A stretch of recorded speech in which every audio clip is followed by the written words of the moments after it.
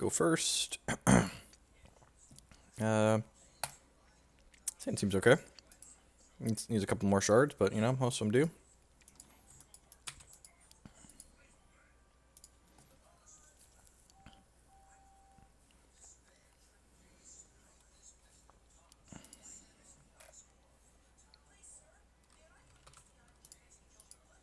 Okay, looks like they're playing the wild deck, which is probably better for us than the control deck. I think now that I've drawn this, I'm going to get wild with this. Originally, I was just going to play the Shinobi, obviously, but I think I'd rather deploy this on two.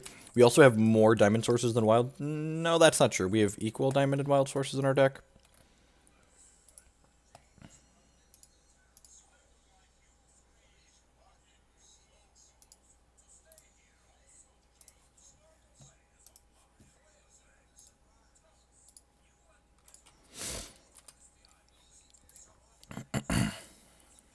And this attacks, accelerate. Okay. Really want to hit a resource here. If we hit a resource here, we're going to be in a good spot. I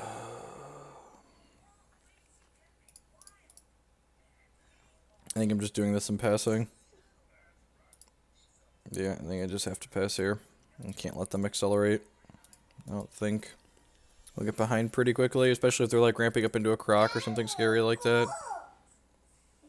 If he wants to trade this for an accelerant, I'm okay with that. Has chlorophyll deck too, so probably going to be playing around crocs this game. Yeah, it just like has croc ready to go. And a Runir Hierophant. Okay. It's a little bit late.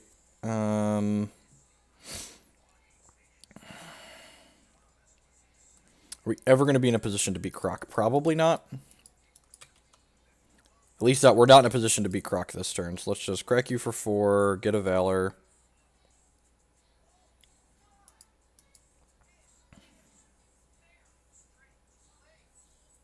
Don't play around things you can't afford to beat. So, can't afford to beat a Croc here, so just not going to play around it.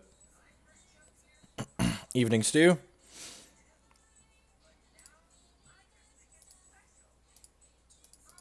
That's another Runir. Okay, so this Pridefall can kill this now, which is nice.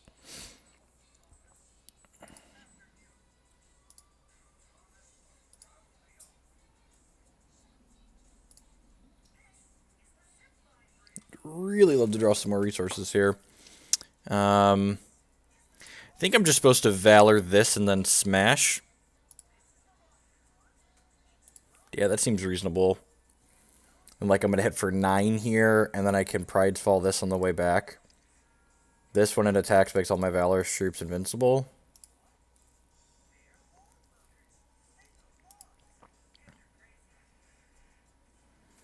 And some more Valors here. Now the question becomes, do I want to go in on more Valors here? Or do I want to hold a removal spell up? I think I probably just want to hold removal here.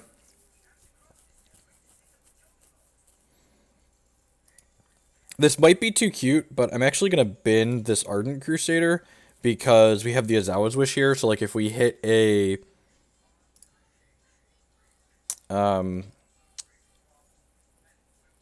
if we hit a...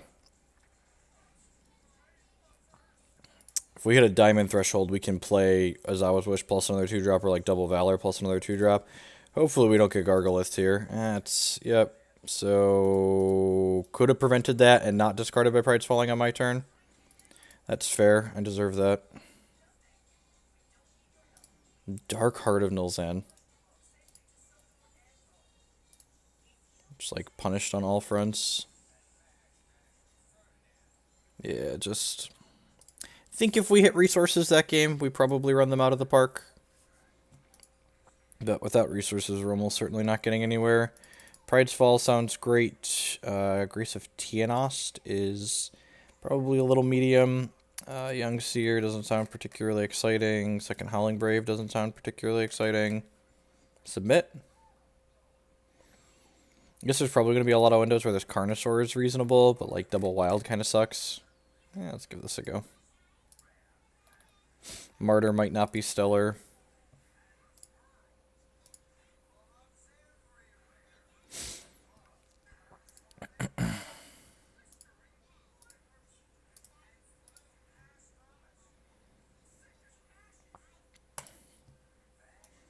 Sand's got an okay curve. It gets to play 3 resources in 3 turns, so it's got that going for it. Like, honestly, even if we would have just gotten to, like, play our Hero of Legend on 3 last game, we probably would have won. Like, we would have just had so much more pressure instead of just, like, our turn 3 being, like, Valor, my 2-drop, go. Like, that was so abysmal. Alright, well, our hand is going to be quite valorous if we hit our 4th shard on the 4th turn.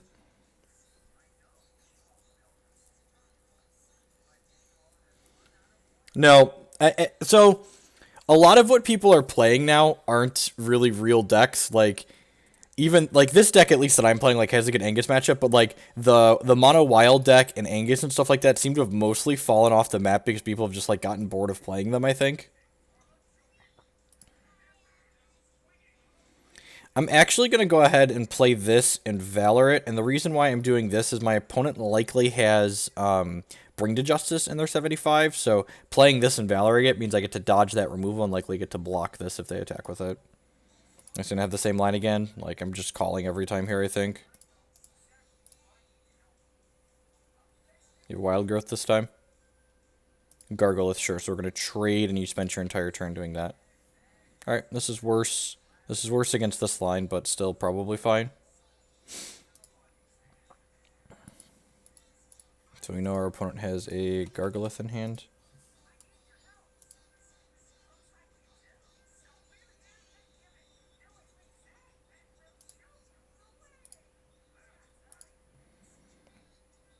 Alright, and then I think we're just going to go Shard Moonrise Elder here. We only get 2 Valors out of it, but like we've got a Satyr's Roost Bard here to like Valor up our...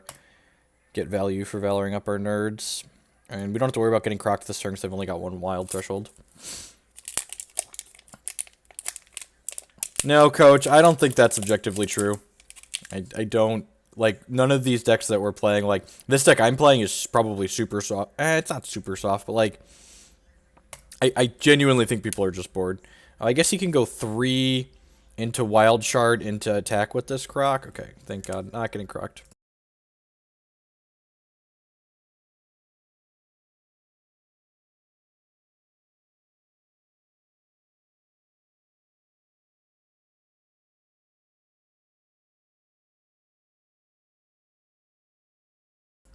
Now, we could get croc next turn. But if I double Valor this, it'll be immune to croc anyways, so... Seems fine. I guess I could technically hold Martyr here, but if he wants to croc these two, I think I'm okay with that. Yeah, I'm probably not okay with that. Maybe I should hold the Martyr here. Yeah, I should probably hold the Martyr. I mean, it's to keep Moonrise Elder regardless, but holding Martyr's probably more resource efficient too. I'd accept that this is wrong, exposing ourselves to a crocker. We don't have to.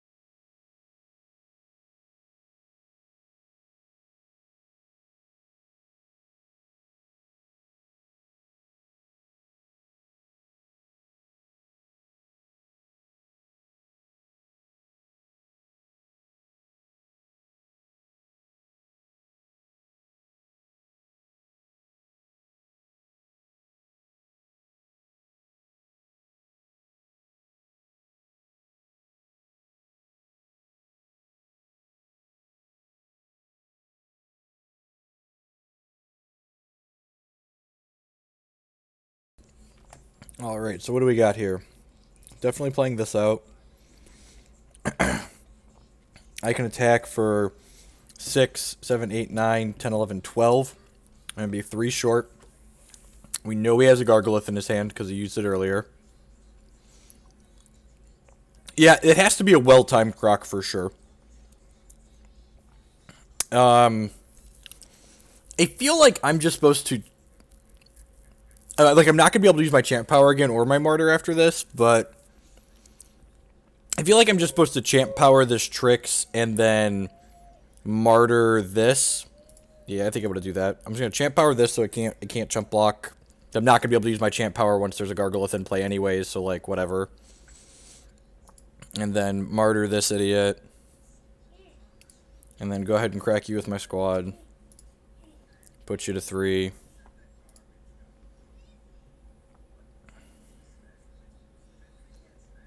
And then I should just play this Ardent Crusader, right? Because it flies. It seems like the best thing to do. It's not quite as resource efficient, but like I can play this next turn and play some Valors out still, so. Second Infinite Tricks, worst possible case scenario here. Like, maybe not worst possible case. Oh, it reverts it. God, that's annoying. And a Wrathwood Master Boss, sure. Well, that's unfortunate. Well, that makes the line that I took last turn much worse. So what am I doing here? Playing out Moonrise Elder, that's for certain. Valoring this guy, I believe. Okay, Hero of Legend is not the worst. And then I think I'm attacking with Moonrise Elder and Ardent Crusader here. Yeah, I think so.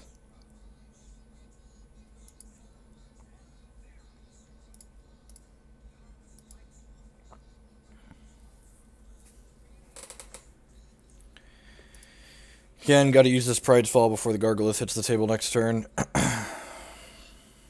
Hopefully he doubles this. Wow, okay, that's aggressive.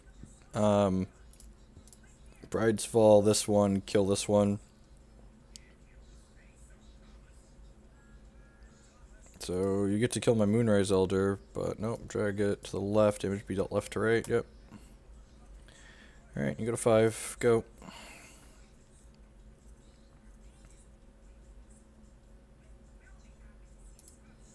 Sure.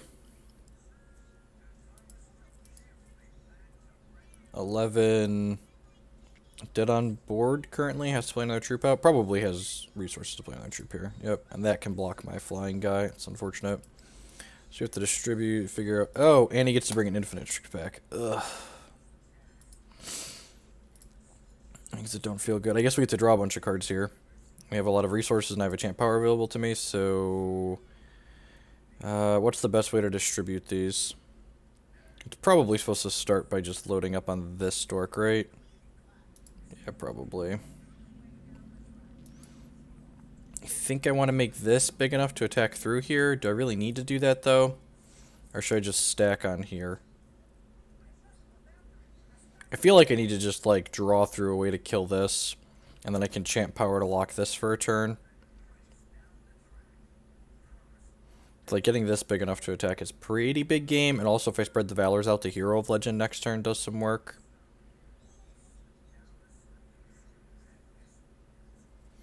This gives itself +1/+1 when it attacks, so it's a 4. This makes it a 5, this makes it a 6. I need to put 2 on here to make it reasonable. And I don't think... Yeah, he'd just like double onto here. See, I think I'm just supposed to stack on here and draw my cards while I do it.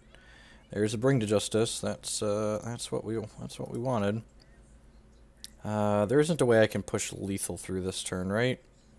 If I Bring to Justice this and champ power this, is that lethal? So kill this can't attack or block. He goes block and takes 8 9 10 11. Sweet, that is lethal. All right, look at that, I figured it out,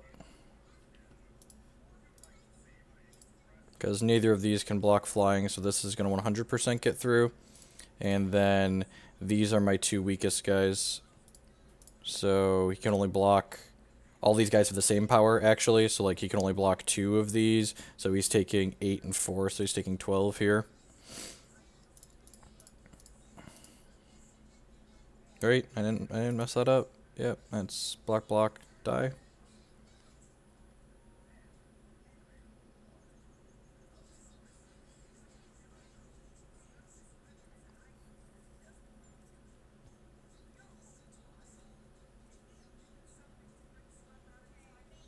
I guess I should have gotten my Gargalith out earlier. The opponent says, I don't know if that would have helped them. I feel like if they would have taken a turn off to play Gargalith, like the turn they Balthed or the turn they played the other Infinite Tricks, they probably would have died. Does them having Gargalith change how I want to approach this game at all? It kind of makes me want to play Grace of Tiaanost, honestly. So that way I could, like, fight their things better. They don't seem to have much removal, so maybe these Ozawa wishes are not stellar. I'm going to bring these in. Maybe I'm just going to, excuse me, cut all the wishes. Maybe bring this extra Brave back in. It's possible this Carnasaurus is just okay, too. Martyr and Bring and, like, the hard removal definitely, like, pulled their weight that game. I don't know, how do we feel about, like, Karn versus Howling Brave? Without Howling Brave, Karn's harder to cast. Maybe I could trim Warparty Guide for a Karn. Like, I guess that attacked a little bit that game, but, like, having a random removal spell is probably okay there. Yeah, let's try this. What's my total count? I cut 2, so that leaves me at 10. Yeah, that should be okay.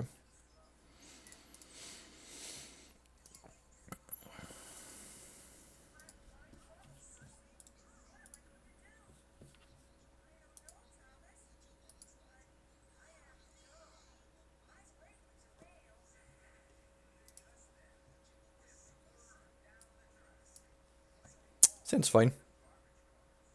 Can Karn on 2. Opponent mulligan to 5.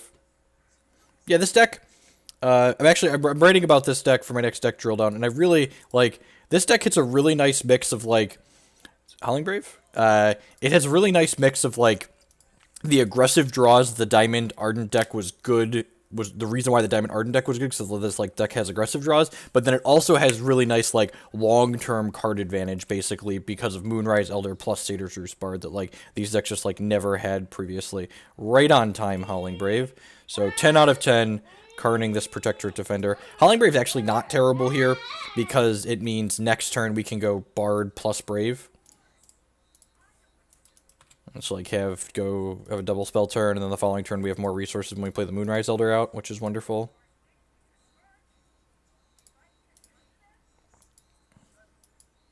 They could stick a Dark Heart early. Oh, they're missing a resource drop? Sure. Yep. Sucks to mulligan. Now we have an answer to a Dark Heart, which is wonderful. Play this, play this.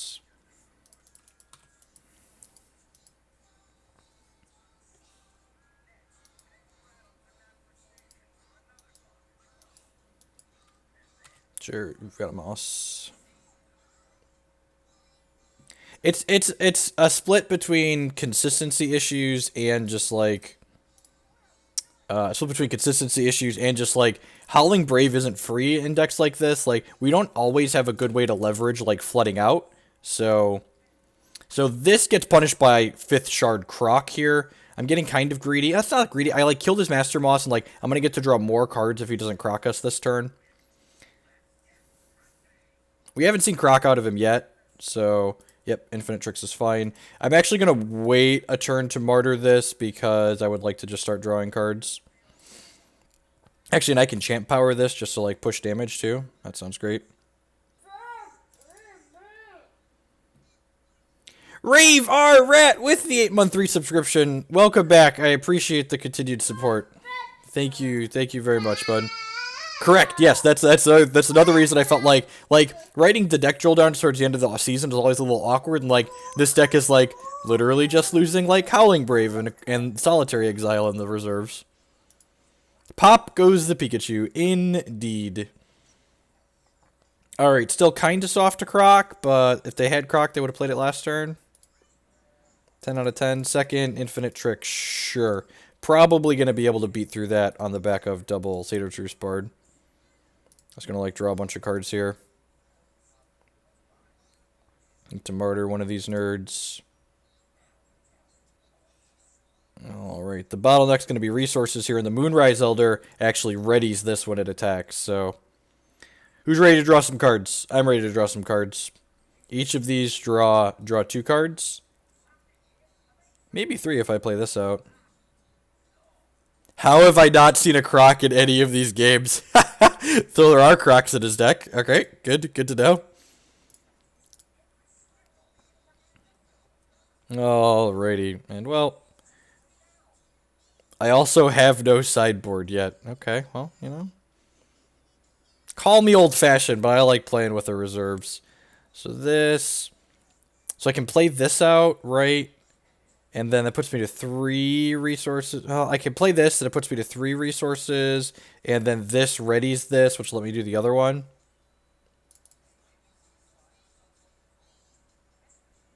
It's not almost Solitary Exile. It's very different. Smarter one of these. And then we'll attack with both of these. And then before blocks, we'll Pride's Fall this.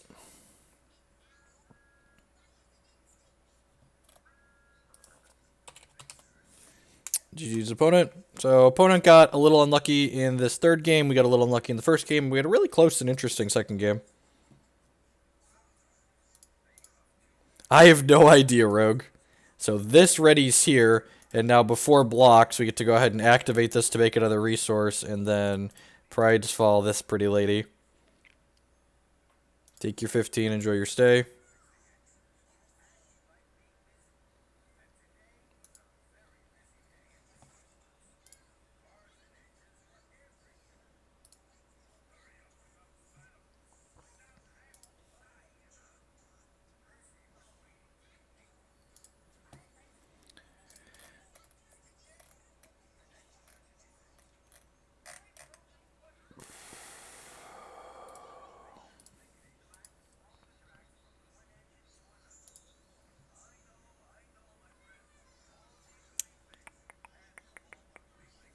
Yep, have your Infinitrix back. That's fine. I mean, if he's not going to concede, I'm going to draw some more cards here. I mean, you're giving me the option to draw more cards. I'm not going to say no. Gosh, we're so unlucky we didn't draw any removal.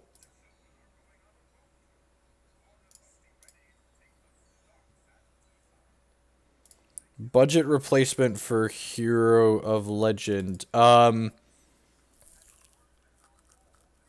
So I don't know. I mean, if he's just going to let me do stuff, I'm going to sit here and do stuff. But the best budget replacement for Hero of Legend, there isn't a strict replacement here, obviously, but Moonrise Elder isn't a terrible card.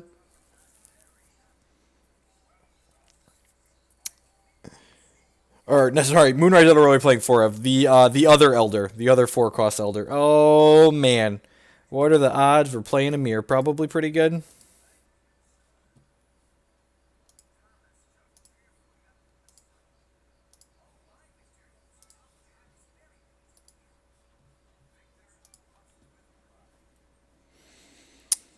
Seems very reasonable. We have to go 1, 2, 3. It gets to at least 1, 2. We don't necessarily have a third shard that's not slow.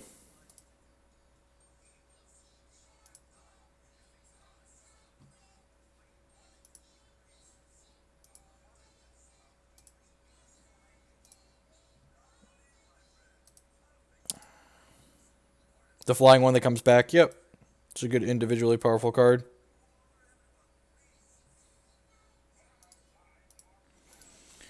Young Seer.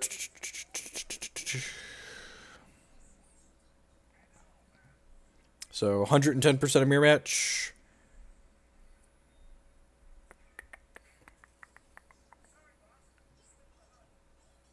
I think I'd rather Young Seer on 1 than Valiant Escort.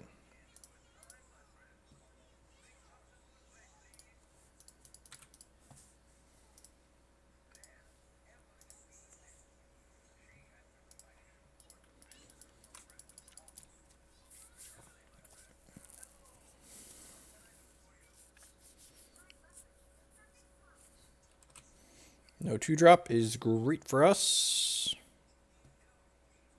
Okay, and the key here is you just play your resource and you just snap attack. It's a free attack into a free block, and the key is to not pause and go into the tank. Just make your attack. Okay, opponent is smart and calls. Play this Howling Plains Alpha, pass the turn here.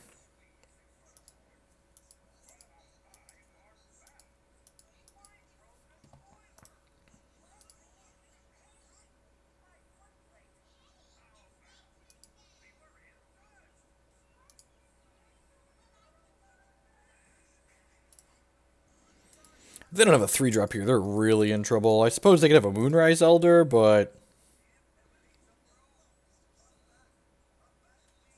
Okay, Bring to Justice. Yep, seems fine.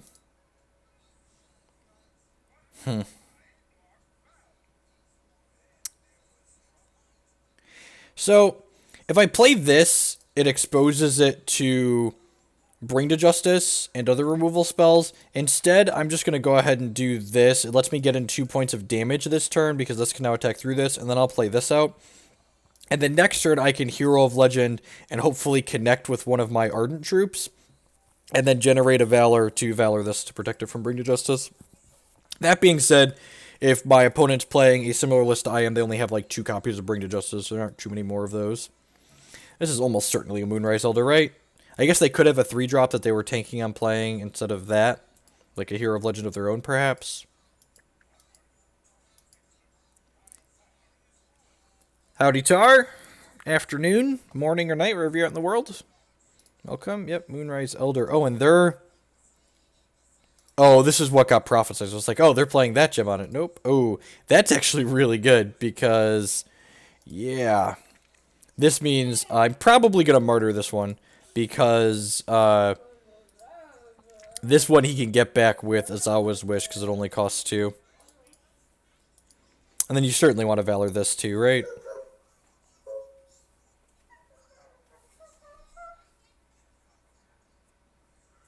Yeah, I feel like you want to spread those out. Come on, attack me. Attack me for 2. It's the worst that could happen. God bless. All right, skip that. Well, this is really good for us. So now we get to go Shard, Champ Power this, collect 2 Valors. Like just you know, the world is our oyster, especially since we hit our 0-drop here. Hey, Maddie. And then the question becomes, do I want to hold the Valiant Escort activation, or do I want to play out one of these Valors? I think I want to hold the Valiant Escort activation because they probably only have 1 more Bring to Justice, and I'd like to protect this from Martyr and Pride's Fall. I am playing 3 copies of Ozawa's Wish. There's a button below the stream, Seer, that says Hex Decks. If you're on mobile, you can click the stream information and see it, and all my decks are linked there. It's almost 1 o'clock here.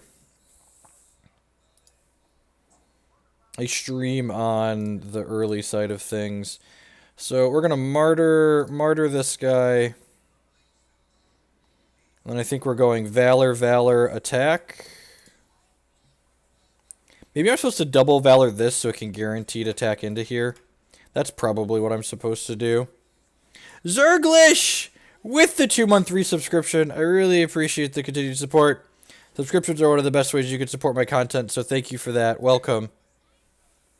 So the top card of our deck is hopefully a removal spell and not a resource. All of these are now invincible because of that.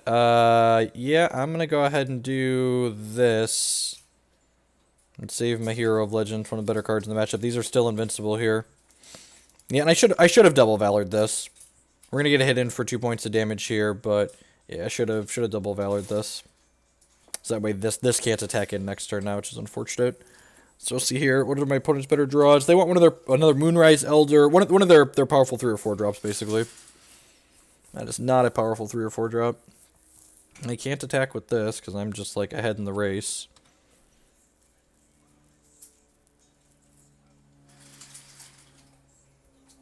Ozawa's Wish. Sign me up. Yep. Do this, and then pass the turn.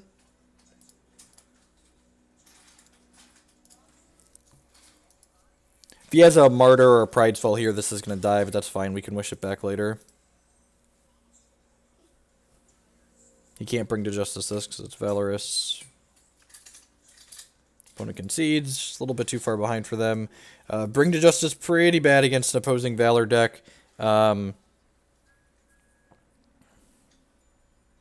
We talked about that. I don't think I want to do that. I could be wrong. I'm going to bring in these Solitary Exiles. I think I want to bring in the Graces, perhaps. I definitely want the Pride's Falls. Repel's kind of awkward against Repel is awkward against Hero of Legend. I'm going to trim a Wish because a lot of the time we're going to trade some guys in combat, but like they've got Martyrs and Exiles, so that's not always going to be stellar. Maybe this Young Seer can go too. What's better, Young Seer or Howling Brave? They're probably pretty close. I'm going to cut that and bring that in. Karn's a little narrow because it doesn't kill Howling Plains Alpha or Satyr's Roost Bard. Let's give this a go, I think.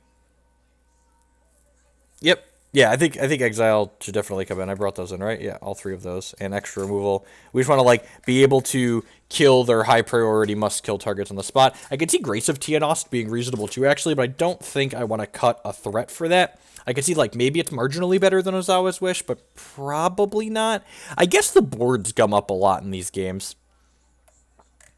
I could see this being wrong, but I'm going to cut the wishes for Grace of Tiaanost and see how that feels. Young Seer's a lot better than... Young Seer, the 1-2's pretty relevant. That one's a 1-1, right, Klutz? And Seer is really good against Angus. Like, really good against Angus.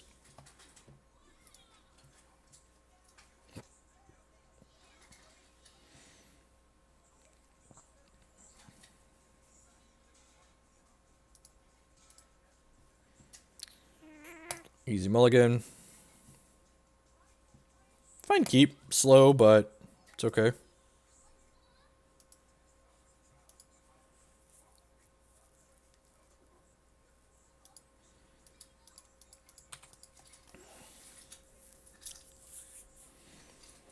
No 1-drop out of them is good. Moonrise Elder is fine. It doesn't... hopefully we'll be a professional and draw a 2-drop next turn. Even like a Pride's Fall would be okay. So that way if my opponent plays a good 3-drop, we can fall it. Or hopefully they just don't have a 2-drop. That would be ideal.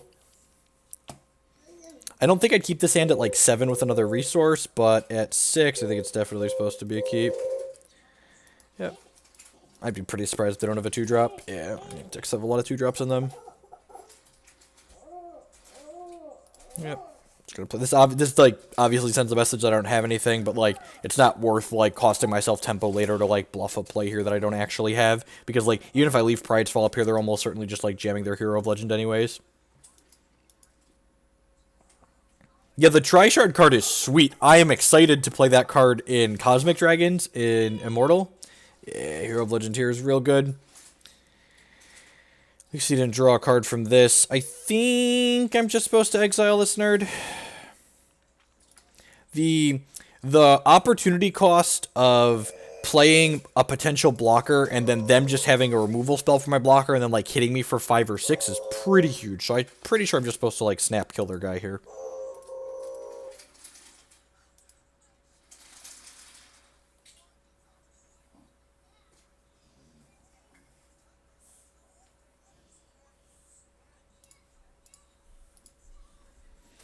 Bard lets him draw a card off this Valor that they generated. Pretty good. It's like a combo. Combo.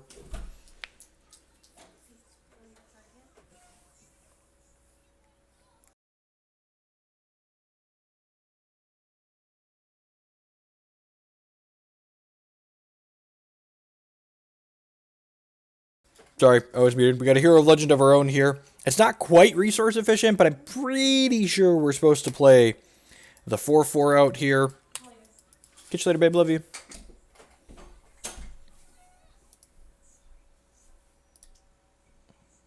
Rather than play this, I'm probably going to play this next turn. So that way, if I hit another resource, I can go double 3-drop on 6. If we hit a 2-drop, I'll probably go 3/4. So this is going to void my guy, and they're going to crack us for 5, I assume, here. Yep. Being on the draw without a play till turn 3 is probably just not good enough in this matchup. At least they're very unlucky with this. Got that going for us. Would have loved to have a 2-drop there. Yeah, because I hit the 6th resource, like playing this out to only get 1 Valor feels pretty bad, but I'm pretty sure that this is just what I'm supposed to do here. I could Champ Power to like gain 3 life, but that seems kind of narrow. You just like really want to be able to play 2 cards next turn.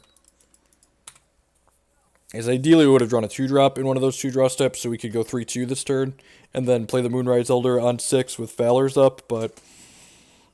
Oh, that's bad for us. No, I cut the Scorn of Oberons for Gargalith because we didn't have enough cards for the Diamond Sapphire control matchup.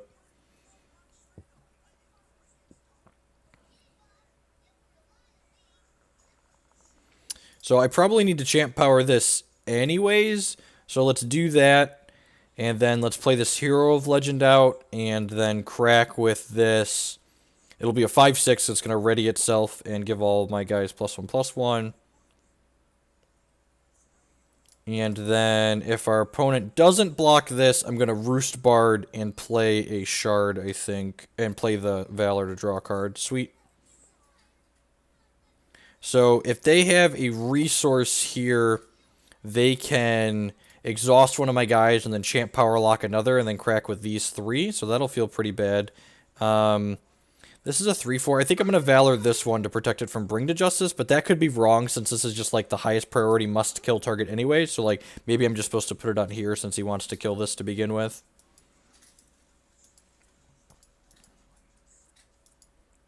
Another thing that's possible is that maybe I'm supposed to put Skyguard and Steadfast on Ardent Crusader on the draw.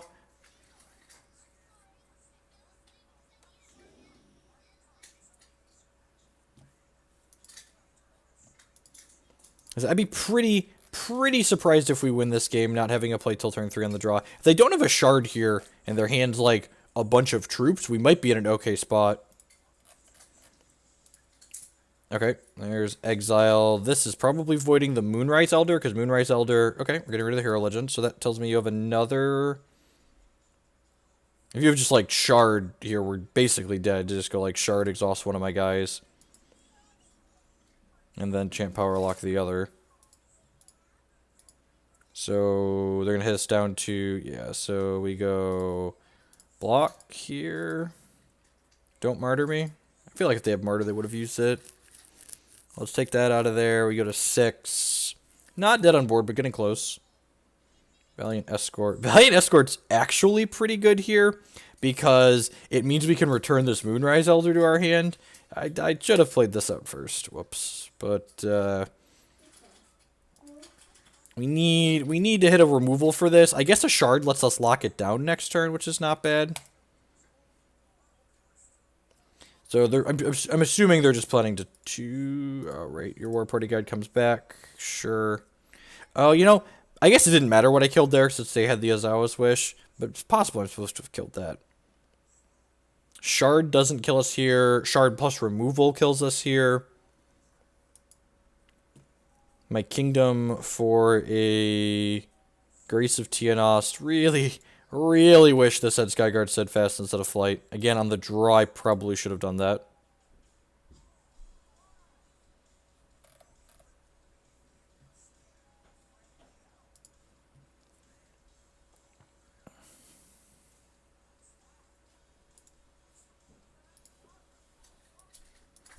Looking for a piece of removal here. Shard also buys us a turn. And now the question becomes... Am I supposed to escort and bounce this Moonrise Elder?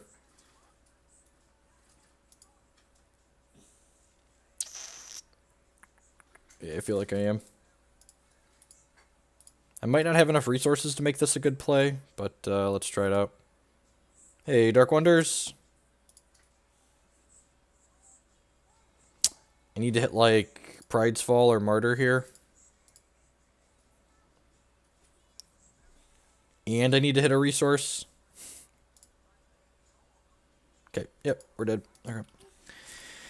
If that would have had Skyguard Steadfast, we could probably win that game. Do I want to make any changes? I don't think so. I think I'm pretty happy with what I did here. Yep. It's a little bit too slow and clunky on the draw. Mulligan down, didn't have quite as much removal.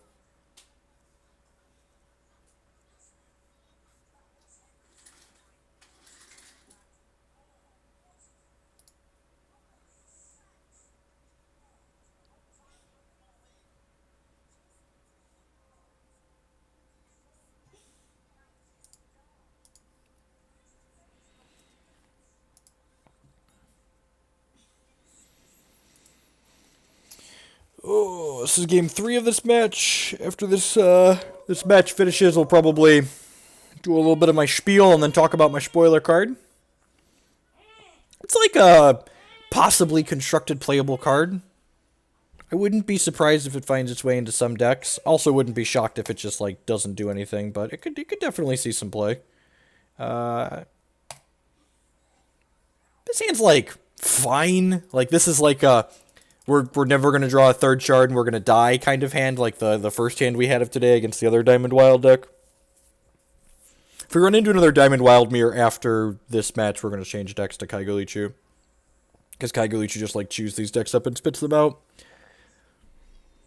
Oh yeah, 10 out of 10. Gonna miss my third resource and die. Every single time. Never not gonna miss my third resource and die.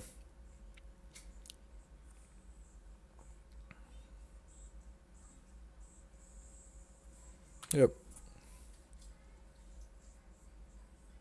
Oh, God bless. God bless. You say this hand was medium plus. Yeah, it's medium with the potential to be okay.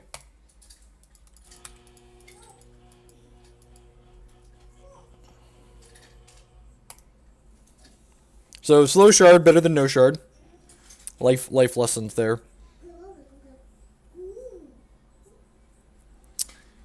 Kent Ketter and I were talking about doing a full audio video set review together. I think we're going to... I don't think we're going to do it live. I think we're going to record it and then upload it to my YouTube channel. Wow, he's burning Solitary Exile on my Satyr's Roost board. That's pretty good for us. Non-slow shard here would be great, so we can go Hero, Valor, crack for 4, generate another Valor. Wow, okay, sure. Knows I have the Valor anyways, I guess. Well, now I'm going to play this, and then crack them with my Howling Plains Alpha. And this Exile can exile their Exile and get our Satyr's Roost bar back and draw some cards. So feeling like medium okay here. Again, we were on the play and basically have priority. Have the initiative is the good word, not priority is the word I'm looking for. We have the initiative. So like we're able to play our cards out and they need to answer our powerful cards because otherwise we'll answer theirs and just attack through. So, like, opponent needs another removal here.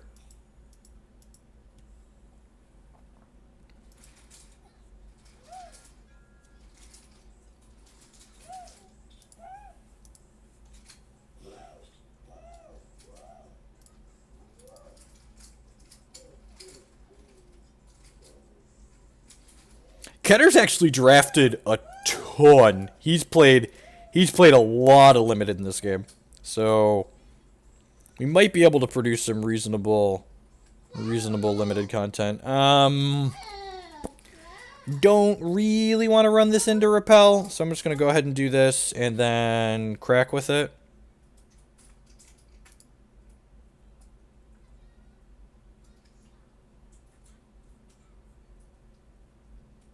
Peace, Seer. Thanks for stopping by.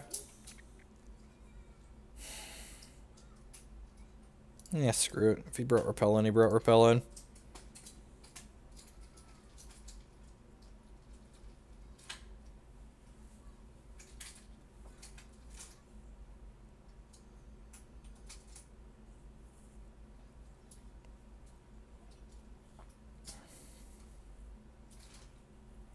Oh, if I Valor, it stops Repel. Yeah, that's smart.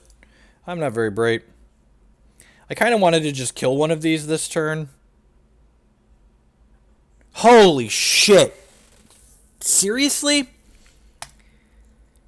Alright, well, we know they're playing my list because they have Gargalith in their deck, and they brought it in this matchup. Well then, I guess I'm not super sad that he burned a Gargalith on a Martyr, because, like, now he doesn't get +1/+1. Like, I was kind of sad to have to Martyr there, but, like...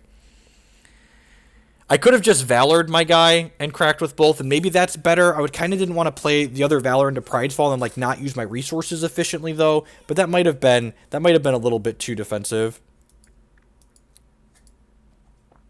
Yeah, they don't have another Valor in their hand, right? Nope. So I think I'm falling this.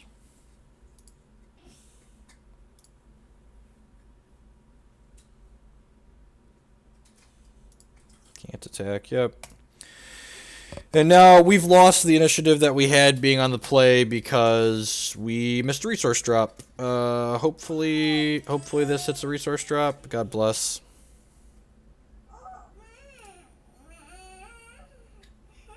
If I hoarded more, this would happen. You're not wrong.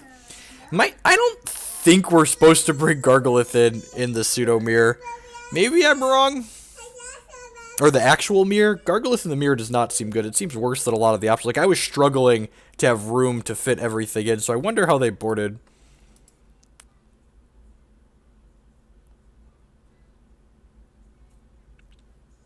Okay, not Moonrise Elder, so anything not Moonrise Elder here is decent for us.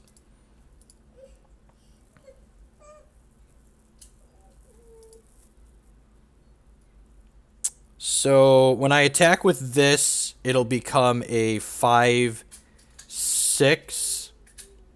So these two can't kill it together. This will become a 4/4. So I want to make this a 5/5, I think. And then if he wants to trade...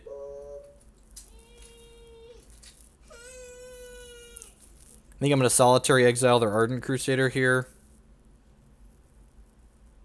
Garg is the edge? I don't think so. Like, I feel like most games should be ending long before we get to that point. 1 plus point. If our opponent has Gargalith in their deck, these probably don't get... There's probably no Scorn of Oberons, because if they have Gargaliths, that means they're playing with the technology that I'm using, which means that they're not playing. So they could trade Bard for this here, which I'm fine with. They can't trade these two for this, because these only have 5 and this has 6. Hero of Legend is very, very good. You're not wrong. Having a bunch of extra Valors is very powerful. Also being able to just, like, attack your squad into theirs. Moonrise Elder's also pretty important, though, because, like, it gives your guys Vigilance, basically, or Steadfast, because it readies them after it attacks.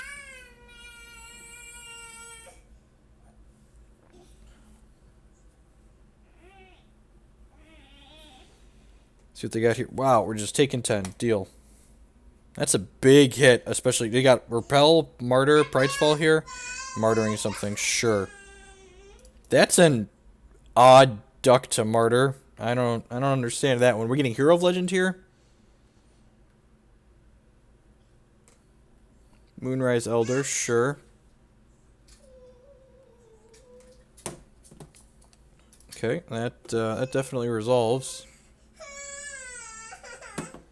I get to draw a card. Please don't have another resource. Please don't have an on-slow resource.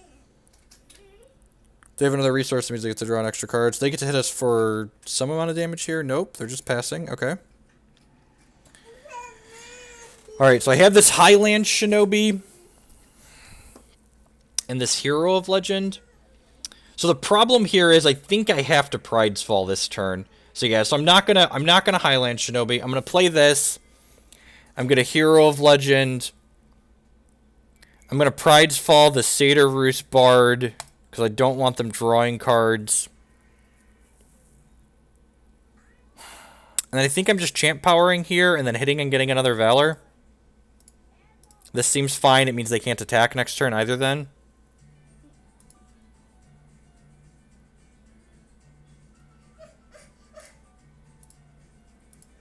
Burning my champ power there could be wrong. We know their hand is Garg, Valor, and we don't know the rest of the cards. This is already Valorous. We can make this Valorous and then crack in with both of these next turn. If we get a resource next turn, though, we're probably just going like this. Solitary Exile, sure. Are you exiling my Exile? Or my Hero of Legend? Hero, okay, yep.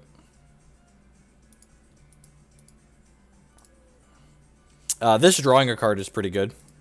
And this flying when my opponent's at the life total they're at is also pretty good. Yep, let's do this. Actually, what do I want to do here?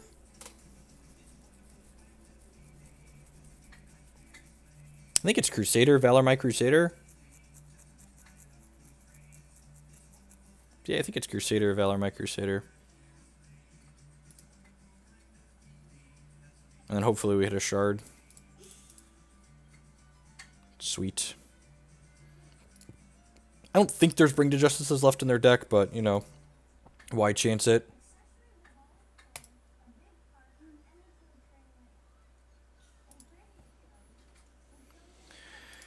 I could have Valored this, but then, like, they just get to double here, and, like, I just trade my Satyr's Roost Bard for the Moonrise Elder, which isn't a trade I'm interested in doing. Now, like, they need to answer this, and they need to answer this. And, like, we have Moonrise Elder here to just, like, bury them after the fact. Because, like, even if he answers my Ardent Crusader here, we play Moonrise Elder and get 3 Valors. We get to draw at least 2 cards. And we had our draw step plus those 2 cards to, like, find a shard so we can, like, exhaust enough things for this to attack in. Wow, that's really bad for them. And they don't have a resource. Okay, so they should... Yeah, they're just dead here. Yep, so we get to go Moonrise Elder, double Valor this, and then crack them for 8 in the sky here. Let's not click past this.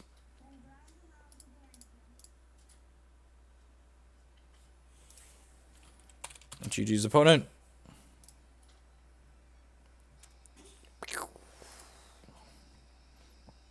Alright, 2-0 start to the day against other Diamond Wild decks, actually. Let's go ahead and pull the deck list up here. It's good. Remember, you can always find my decks on my Hex deck page, which is linked below the screen there. This one is called Diamond Wild Ardent with Marshal Josephina here.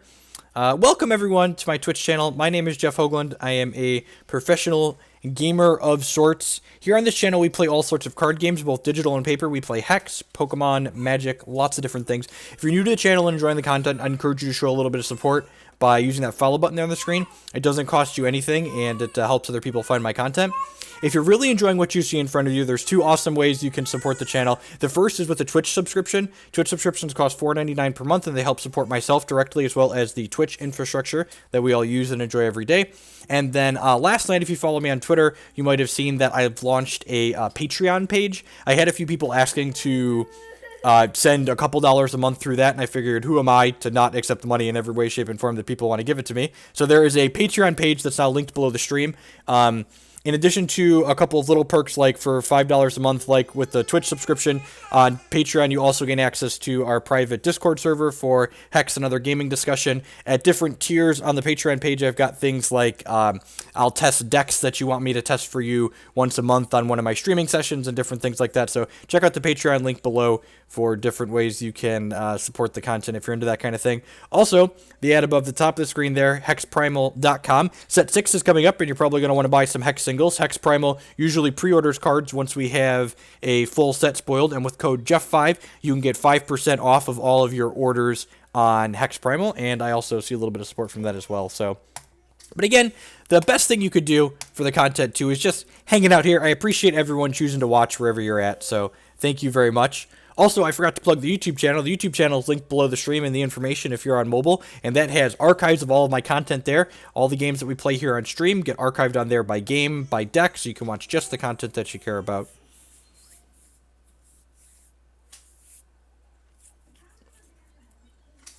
Yeah, Chris Van Meter and I did a set 4 review, and then I was just doing so much Magic stuff last year and traveling that I just didn't have time to get a set 5 review together, and then Chris has mostly fallen off the face of the Hex planet, so Keter and Andrazi and Andrew's another player on my team, and we might get some people on the team together and put together, maybe we'll do a variety review, and I'll just work with a bunch of different people. That could be fun. We're on the draw, but this hand's pretty good. We've got turn 1 Howling Brave into turn 2 Ardent Crusader if the Brave doesn't die, so hold on half a second here. Jake's having trouble with something. I'm going to give him a hand.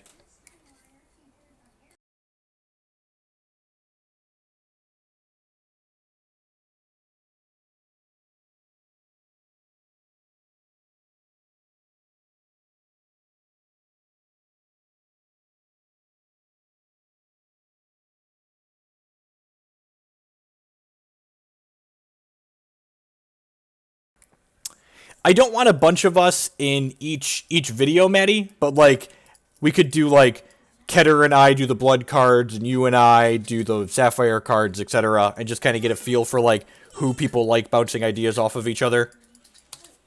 Crackling Bolt on my Howling Brave. Feels bad, man. 2-drop. 2-dropper shard. 2-dropper shard. 2-dropper shard. Well, this is going to be one of those hands where, you know, we just never hit that the third resource and die. Hopefully not. Hopefully not. Non-slow shard next turn would be glorious. Even, God, this hand went from perfect to just like, oh no, my Howling Brave died. Yep, that's a Visage of the Masquerade. Man. This doesn't feel good, but I'm pretty sure we're supposed to do it.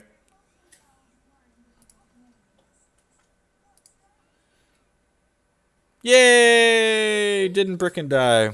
We didn't brick, could still die, but we didn't brick at least. Crusader's great here. Hopefully we hit a diamond threshold next turn, so we can have Wish plus this up. Sure, you got a thing. Perfect. Bring to Justice, notably bad against the Valor deck. They missed their resource drop here, so that's pretty good for us. Let's stop that auto pass there. I'm going to go ahead and Valor this Stork up so he's a little bit bigger. Maybe I'm supposed to Valor this. I'm going to Ozawa's Wish this back, so if it dies, that's fine. Here, Wild Ruby, do you want big troops? I'm not sure I understand your question, Enigma. Crackling Bolt, me. Sure, so we're going to Champ Power and then double Valor this so it can attack through.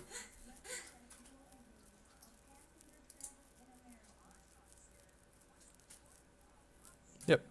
So and this gives Valorous troops. Oh, and then he gets to play the Phoenix too. Sure. Don't play a third one. I'm just taking a casual 15 ball here.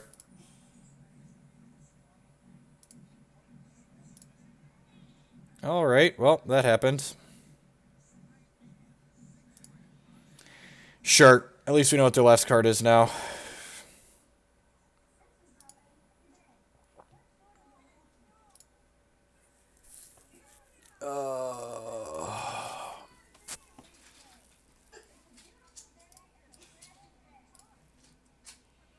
A lot of lines here.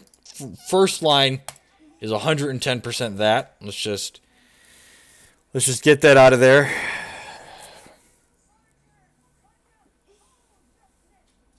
Oh, God.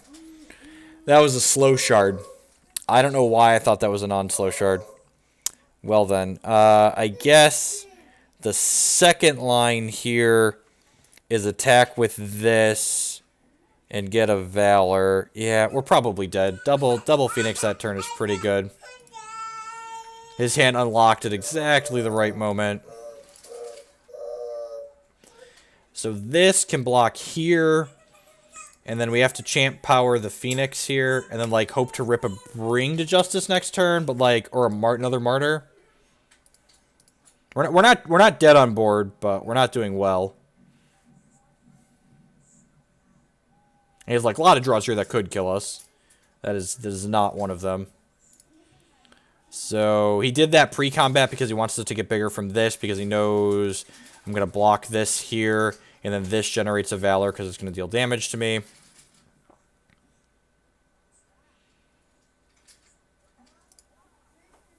Oh, you know what? I punted here. I should have maybe left this back to die and get spirits.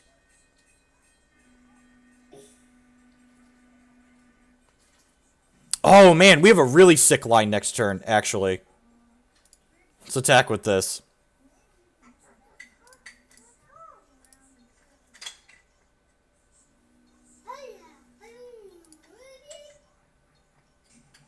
Alright, I think I'm Valoring this now. Yeah, I'm Valoring this.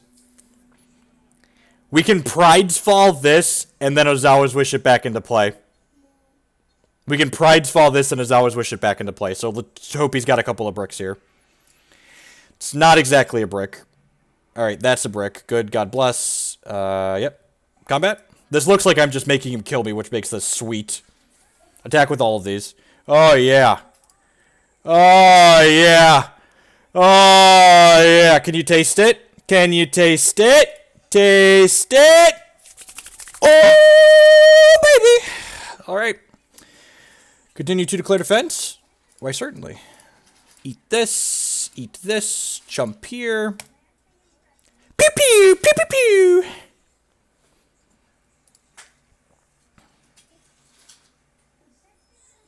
I could do that, but he's got 1, 2, 3, 4, 5 actions in his crypt, which could put this pretty close to coming back.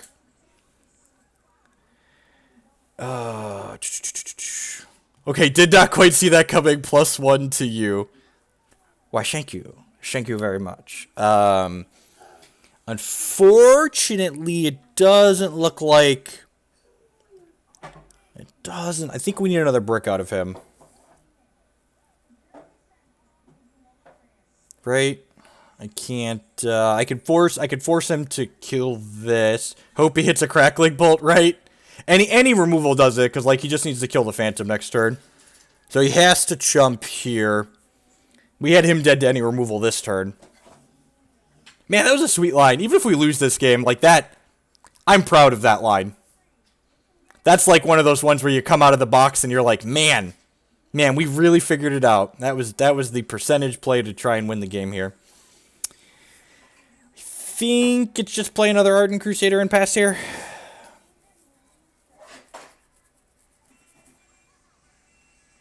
Yeah, I feel like we shouldn't have won this game. And, like, we might still not, but, like, that was definitely the... Sweet! Sweet, they're dead. Sure.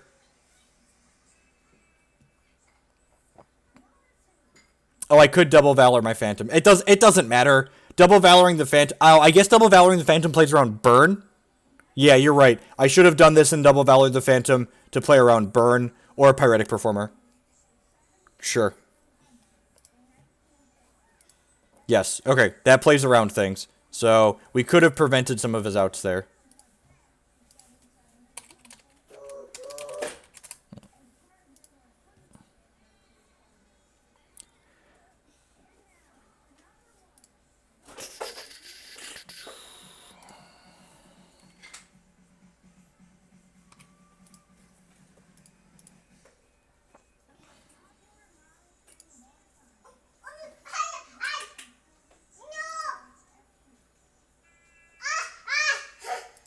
Ten out of 10 putting...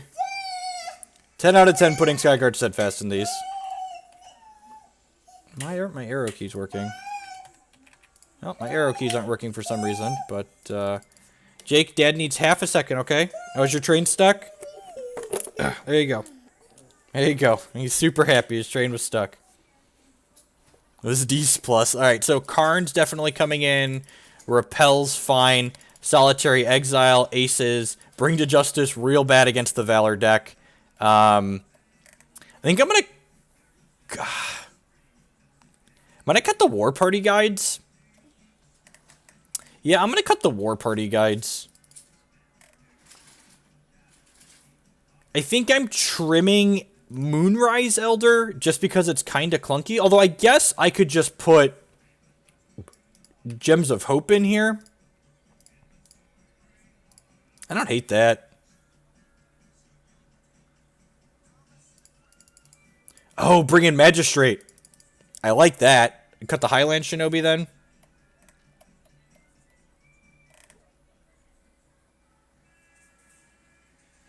Yeah, I think I'm going to trim these Moonrise Elders.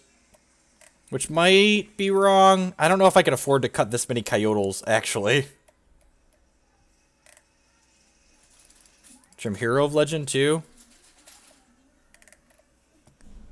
Maybe Karn's not good enough.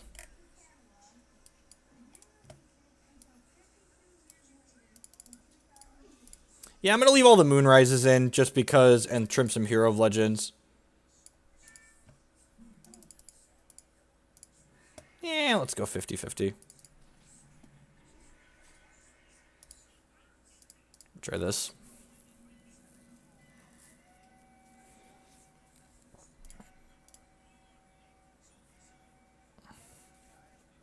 That turn there would make such a good what's the play line for a hex. Like, what's the line here to not die when they're attacking with the hand that we have? Yeah, I swapped the Crusaders to Reach and Steadfast. That was the very, very first thing I did. This hand's particularly good. It's got, even if this dies, we've got other stuff to do. We got plenty of Coyotls, so this is making a threshold for us. This is like 10 out of 10 dying to burn here. They didn't do anything on one. Yep. This is why we only play 2 Braves, by the way, because we just like have them in our opener. You don't need to play more Braves when you just draw your 2 that you have.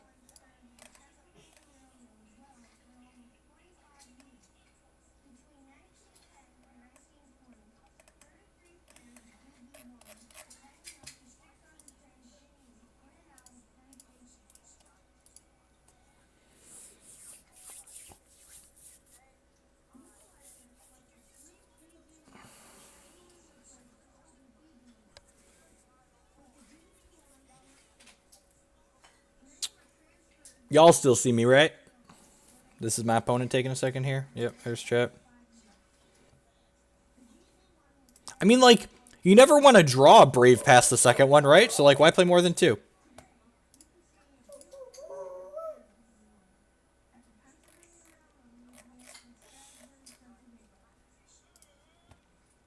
Do do do do do do.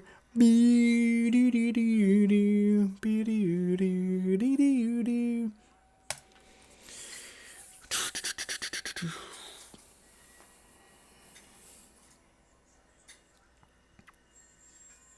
know what? What better time to share a spoiler card than now? So here we have the Academy of Cerulean. I'm going to leave it up there a second if you want to screen capture while we wait here for my opponent to get back to their computer. 2 cost, unique constant at the start of your turn. Look at the top 2 cards of your deck. Put one of them on your deck. Put the remaining card on the bottom of your deck. So basically you get a little bit of filtering and selection every single turn. May or may not be constructed playable. The unique is actually a pretty sizable drawback with this because, like, this is the kind of card where, like, you probably want to run multiples of it, but, like, you can't have multiples of them in play, which sucks. And, like, they don't stack because they're unique. It doesn't put the card into your crypt. And actually, honestly, genuinely, the most awkward thing about this is that, like, a controlling deck probably wants to play this, but most of the control decks in Hex right now, like, want to leverage the power of Darkheart, and you can't play this card with Darkheart. So I wouldn't be surprised if this card doesn't see a ton of play.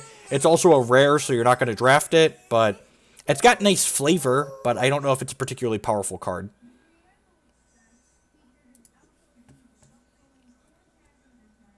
You can filter them on the bottom. Sure, but, like, then you're just, like, putting Chafe in your deck, basically.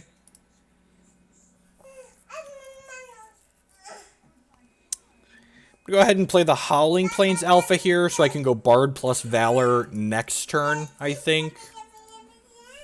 It's possible because I drew the Escort, I should just go, like, Brave Escort, and then, like, next turn I could go 2-drop, 2-drop, possibly. It's very possible that's a better sequence here.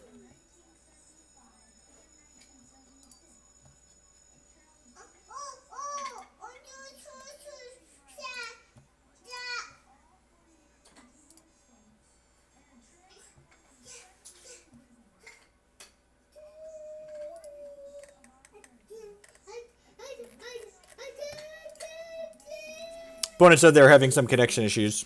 I have not had any connection issues. I've dropped 12 frames through the entire stream, and we've been streaming at 30 frames per second for, you know, over an hour now. So I've sent lots of frames out to the interwebs.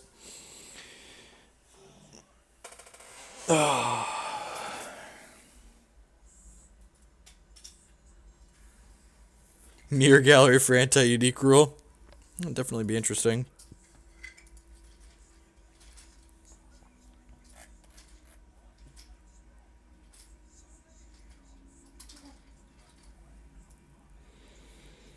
Apologies for the connections and disconnections here. Not much I can do about my opponent's connection, unfortunately. Unfortunate. Your move, Arg. So Arg is actually the person, so the opponent's playing the Ruby Wild Valor deck, Elf Valor deck that top 8 of the last CCS, and this is actually the player that top 8 of the last CCS with it. The nice thing about them not having a resource drop here is that that means they are not having a wild. Sorry, they played a resource. Not having a wild here means I'm not getting Maw of the Hunted this turn, which is nice.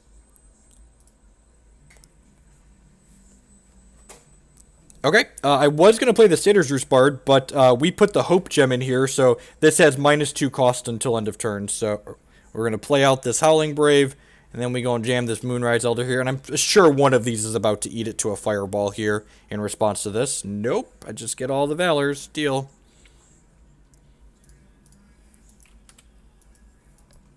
Next turn we go and draw some cards. Probably just playing one Bard and then loading up. Need to get some power and toughness here onto the board. So this does not ready our troops when we do it. Okay. So we could get Maud this turn. I think I'm just supposed to allow him to maw us.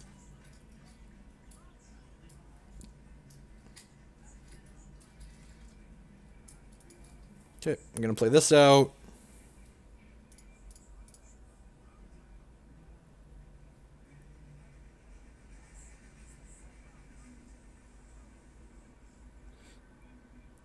Oh, they're killing the Bard. That makes sense.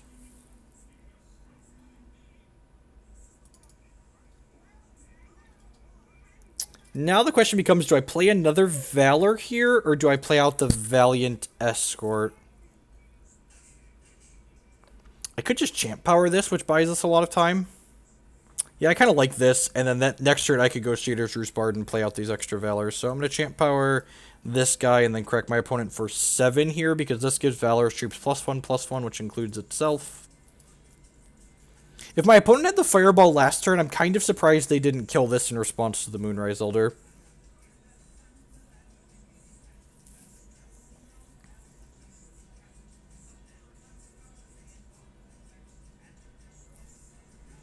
If my opponent has a... you know what? I should have Valored this, because if my opponent has a Lasgar's Vengeance they can play out here, they can kill my entire board. And if I would have Valored this, this would not die to the Lasgar's Vengeance. So we're probably pretty behind in the event of... Nah, we could definitely beat a Lasgar's if we had this survive. Sweet. No Lasgar's Vengeance. Not punished for my small mistake. And again, I think I'm only playing one Bard out here. Maybe now I'll play the second one. Okay, yeah, now I'm going to play the second one. Since I have a resource off of this. Play this. Activate this. What do I want to Valor here? Probably this one, actually, so that way it doesn't die to what I was talking about earlier. So this... I want to just crack with everything here, right? This can eat this. If he eats this, though, then he's taking 5, 6, 7, 8, 9, and then just have so many lethal threats. Yeah, I think I'm okay with that. If he wants to double here, I get to trade with both of these. Yeah, chip.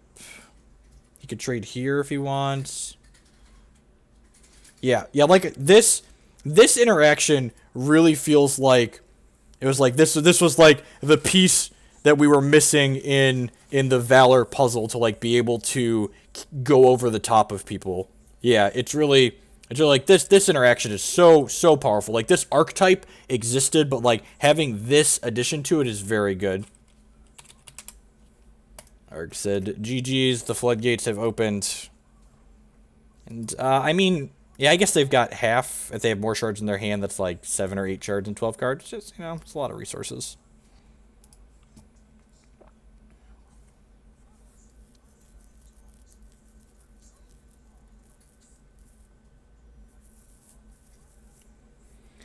Pretty sure if he attacks here, I just no blocks, because I don't want to lose these things to Lasgar's Vengeance plus burn spells. Like, if he hits me for 6 here, he has to have 12 points of reach in his hand, so he'd have to have like 3 castable Lasgar's Vengeances to kill me. I guess I could theoretically play around that by blocking once. Yeah, okay.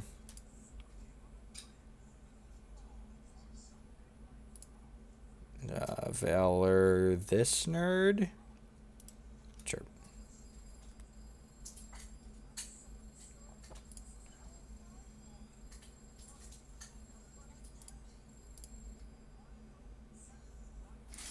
That's Valor's already, right? Yeah. Valor this nerd. Ozawa's Wish. Yep. Attack with the squad. Huh. I get lullabied here, couldn't I? God, how scummy is it to say good games and then have the lullaby? I'm just gonna attack with these three.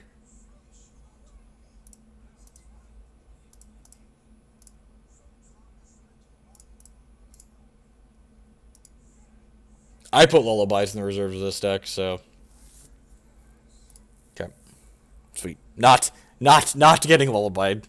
That would be like the next level. Just like, GG's, flood it out, lullaby you, revert all your guys, potentially kill you. That would be. Ugh.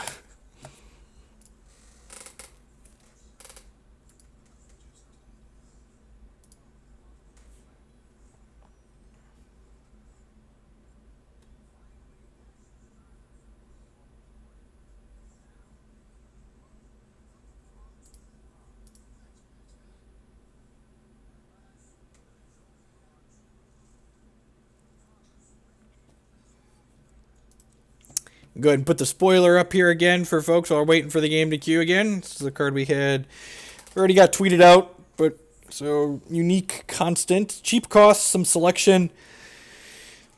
It's tough to say if this is CD play. Like I said, I think the biggest point of contention for this card is always, things like this are always format contextual, and the fact that a deck that would want to play this likely also wants to play Dark Heart of Nulzan probably pushes this out of playability. We'll see though. Stranger things have happened.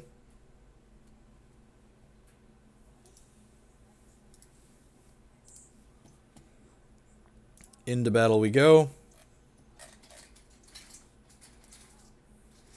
Oh, Ardent playing a Shoku variant. Wild something. Yeah, just not being unique would make it marginally better, definitely. Seems a little slow, but, you know. No Howling Brave dealer? Yay, no Howling Brave.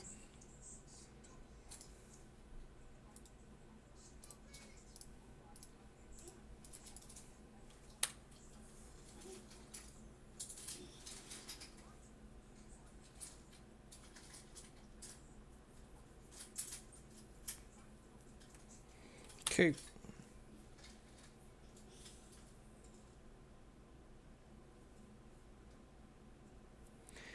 Another resource here is great.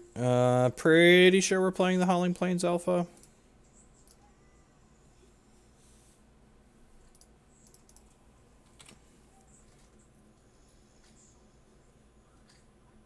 Other cards that interact with it. Maybe there's like a group of locations that when you have them all, they come together.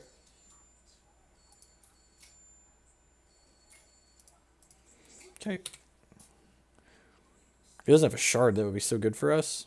Rats. So we'll champ power here. Yep, make this a 4/3.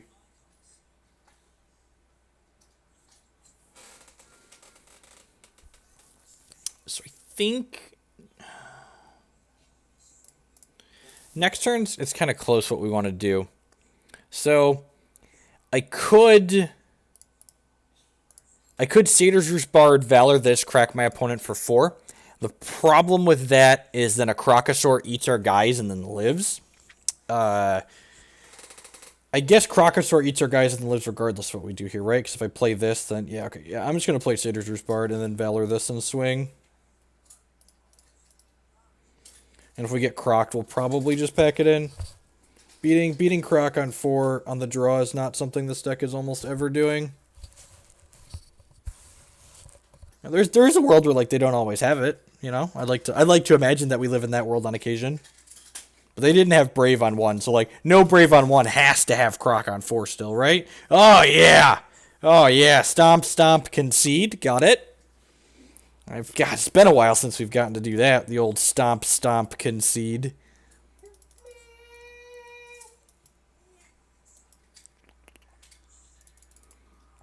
Bring in the Solitary Exiles and the Grace of Tiaanost. What are we doing here?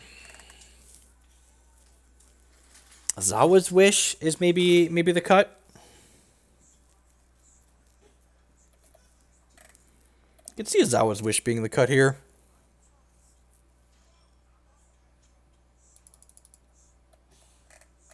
Oh, I don't love Warparty Guide. Bring one of these back in. I don't hate Repel, but like I'm not super excited by it either.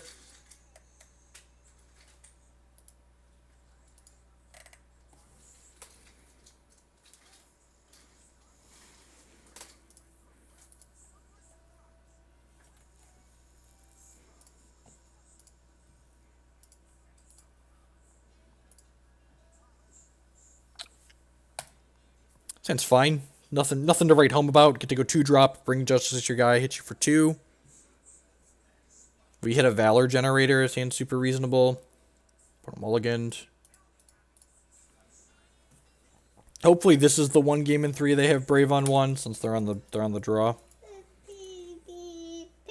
Hey buddy. How you doing? You wanna sit over here with Dad? Dad likes his toddler. You're a kid, you're not a toddler anymore? Say you're gonna be 3. Let's turn this down a click here, so Dad doesn't get copyright infringements on his video. Howling Brave, right on time, bud. Welcome to the party.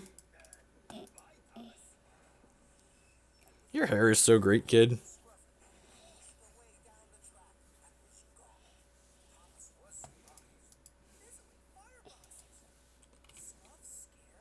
Hey, Tommy Gather. What's going on, mate? Alright, there's a Valor generator. Boop. Boop.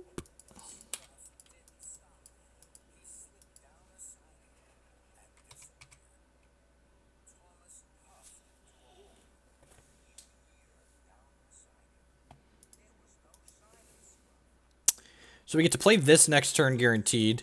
Hopefully we hit a non-slow shard so we can do this plus generate Valors and play them.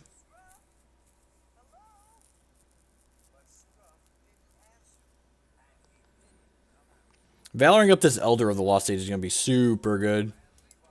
Ooh, opponent now has all of the resources and Dreadlings. Young Seer. What a weird card to have in against us post-board.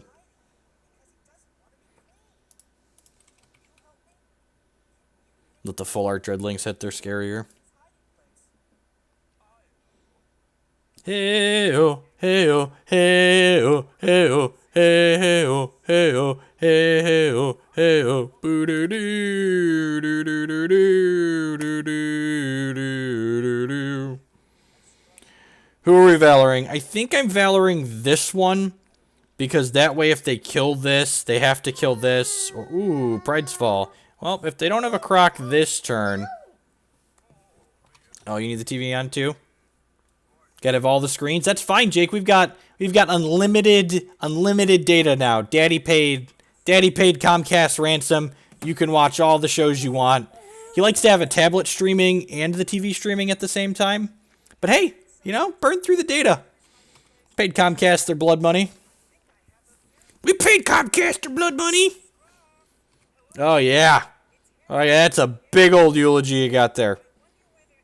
6/6s? Sure, why not? Look at all those 6/6s you got there. Yeah, Rallier is basically overperformed in everything we've tried it in Modern.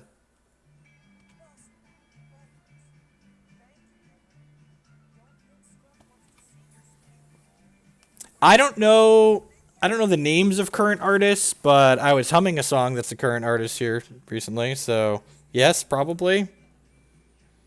Unlimited data is the best data. It only costs me twice as much, but you know, we're doing it for the people, really. The people deserve for me to have unlimited data. I'll take that one.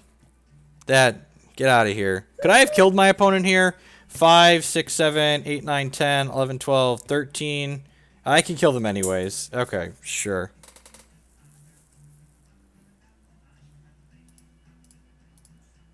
Right, I didn't miss lethal here. 4, 5, 6, 7, 8, 9, 15 exactly now. I wanted to send so I showed them I have Solitary Exile when I didn't need to. Whoops. Whoops. That was a huge mistake, actually. Just like they're bringing in Chomps now. I just didn't count that I had lethal before jamming that in, which was wrong. Alright, so on the draw, I think I actually want these repels in my deck, because it's pretty difficult for us to be the aggressor on the draw.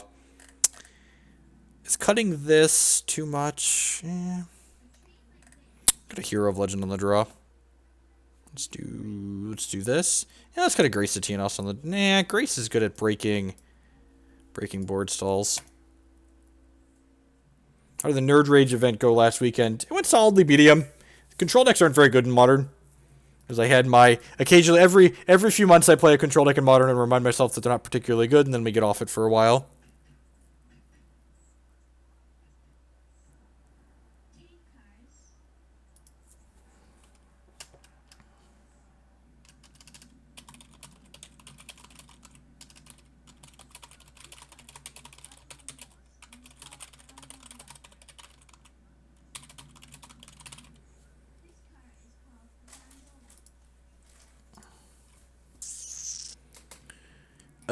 This hand, if we had our thresholds, I'd keep this, but we don't, so we can't.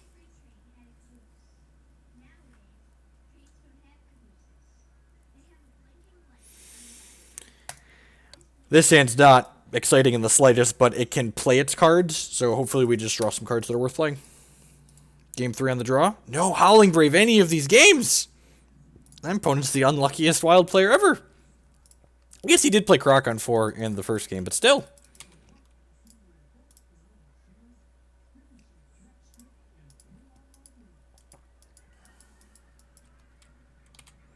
He hasn't played a Might Singer yet either, has he? Weird. Bride's Fall is a decent pickup.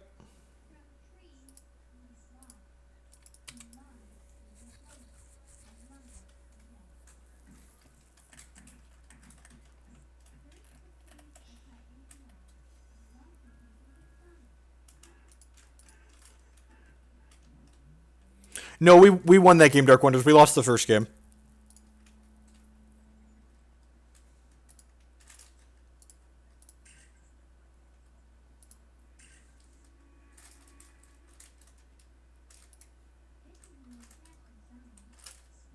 Okay.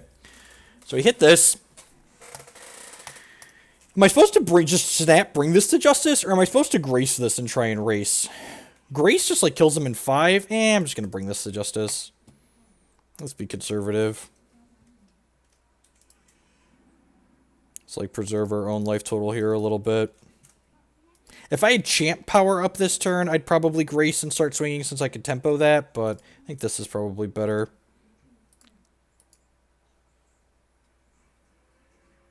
Yeah, what Mattman said is correct. I don't think the format really changed because of the bannings. The good news is my opponent doesn't have another Runir Hierophant here.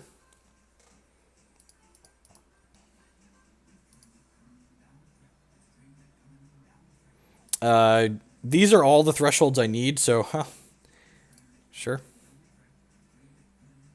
So, I'm actually not going to play this out this turn, because my opponent has Carnasaurus available to them next turn, and I don't want my Satyr's Roost Bard and my Howling Brave to get crocked, so... Especially because they'd only have 5 power between them, which means that, that the Croc would kill these and live.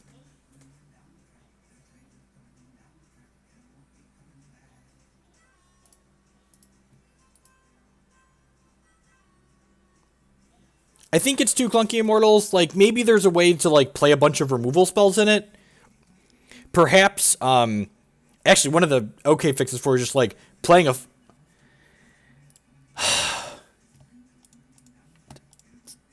I guess that kills my Solitary Exile. Okay, that's fair. I was like, why is that in your deck? I showed him Solitary Exile, so it's my fault that that's in his deck, because I'm an idiot. I'm glad we have more Tiaanost Grace here. Which, it's funny, because I have this other one that actually doesn't even take a turn off the clock here, so, like, NBD. The old Balthazar, draw 1, gain 2. Now it takes a turn off the clock, I guess.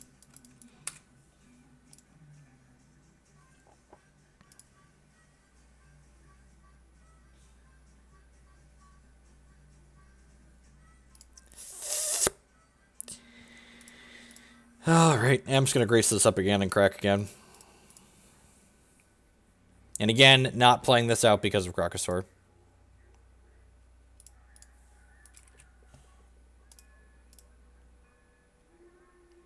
What are we looking for? We're looking for anything that makes Valors at this point. So we can draw some cards here, ideally. Okay, that's 1 bigger. This will be 2 bigger. We can Pride's Fall this now. We're taking 4 here, down to 17. Ideally, they have... So this card, when it comes into play, it draws cards equal to the highest power among troops my opponent controls, and then gains them life equal to the defense among troops they control. So they drew 1 and gained 2. Big Bucks, no Gargalith is the hope here. Karn, sure. Now they can't have Gargalith. I'd be kind of surprised if Gargalith's in their deck, honestly. And I think I'm again supposed to wait to play this because getting this crocked is just not worthwhile. Like, having an extra resource would be good if we draw like a Moonrise Elder, but I don't think that's worth it. I think this is one of the collector promos.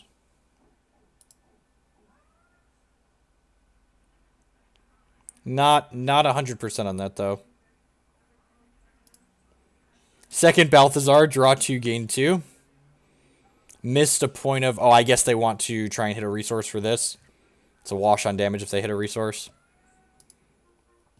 Okay, so them making a Dreadling here with their champion power actually sends me the message they don't have an Oberon's Eulogy, which is good for us.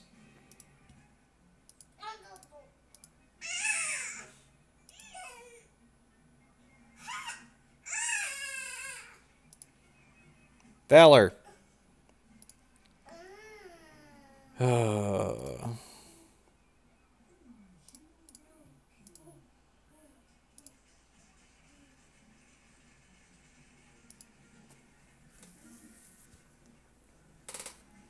We're technically winning this race. Not anymore. Getting hit for 7 this turn. Maybe I was too aggressive here. Possibly 8. No, this is 6. This will be... Oh, jeez. Me. Are we dead? No, we're not dead. 5, 6, 7, 8, 9. Going to 3.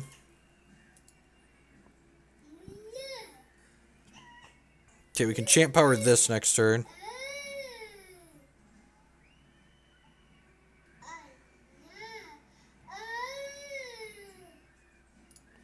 Okie doke. If I would have played this last turn, this would have been lethal. Things worth noting.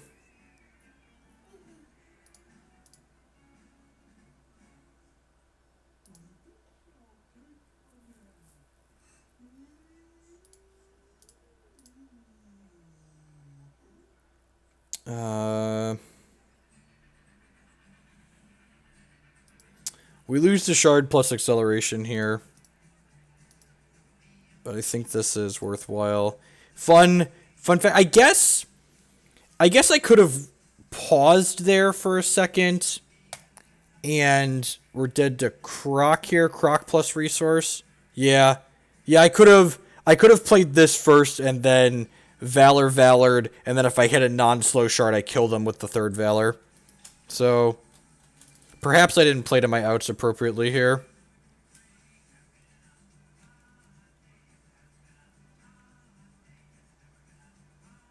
We're exactly dead here, right?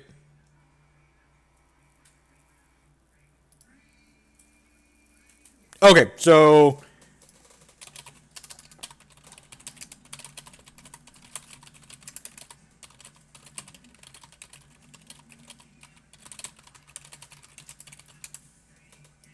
Yep. So my small mistake here, I only had 7 resources. I could have played Brave and then played Moonrise Elder, making 3 Valors with only 2 resources available to me.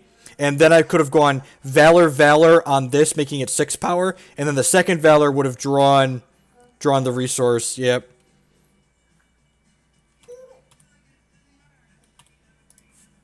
So, yeah, and the other mistake was I probably should have champ powered the Carnasaur the previous turn. This has been a really good set of games. I feel like we've had a lot of really close games, and I've had some sweet plays, and then we had that one that was close, and I would have won if I would have thought about what our outs were.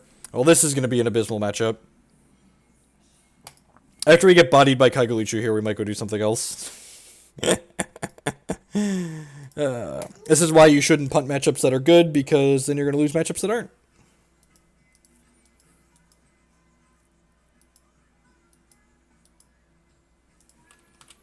This matchup is really bad.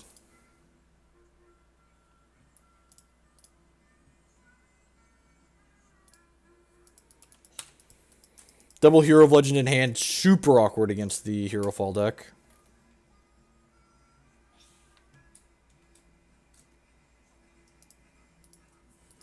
Yep, exactly. Karn me, yep.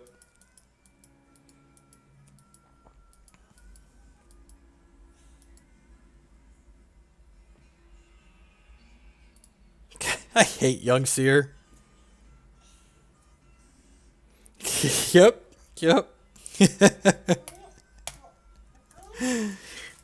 And like another thing, like that last opponent didn't even need the Croc to kill us that game.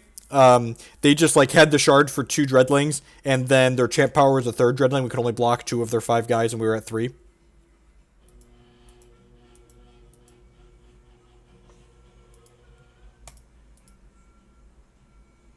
My goal is to become better at the games that I'm playing, so like self-reflection is really important to getting better at games.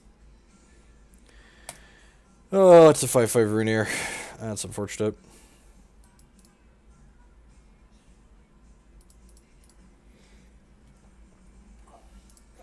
Now the question is, am I supposed to do this? I think I'm just supposed to play this and then bring to justice this next turn. We're going to take a hit here for 5 to 6, but I really need to apply pressure to my opponent here. So this can't be blocked except by troops with power less than it. Nephilim's probably playing something pretty close to the CCS list I've been playing for a while. Hopefully we draw a non-slow shard so we can do 3-drop plus 2-drop here. And by that I mean this is getting Karn, so that doesn't matter.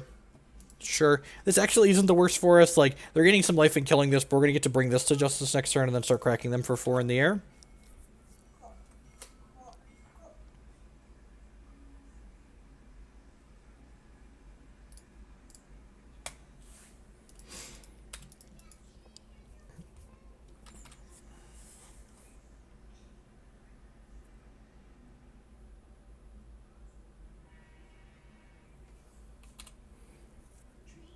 What are the odds they don't have a play? 0? Nah, it's a VK. Remember that time we were really dead to a Vampire King? Hopefully we draw a shard here. Sweet. Looks like next best draw to a shard. That might be marginally better than a shard. I don't know. Shard would have let us deploy this and get a Valor down, which would be good.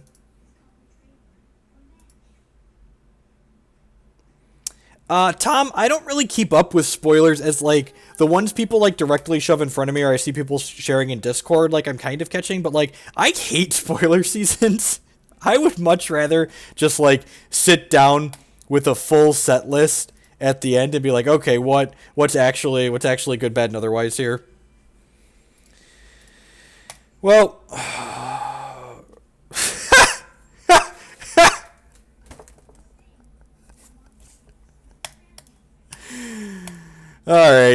Alright. So, okay, the reason why we're conceding there is my opponent has 2 Vampire Kings in their crypt, and Yazukan returns a troop and all troops with the same name from their crypt to play every turn. So they're getting both their Vampire Kings back to play next turn, so we're dead! Well,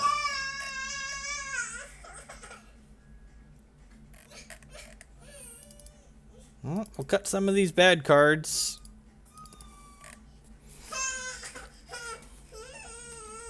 I'm going to cut a Moonrise Elder because I don't want to be as soft to Hero Fall. We're going to bring in Pride's Falls and Grace of Tiaanost. Solitary Exile is a little medium because they have... Oh, Martyr's pretty bad. Let's bring... I guess this is better than Martyr, I think.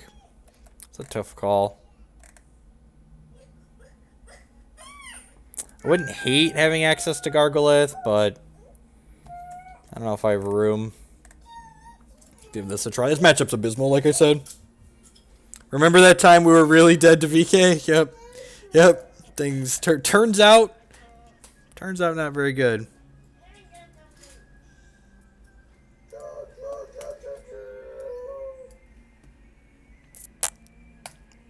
I mean, like, if we hit a Valor Creator, this hand's very good.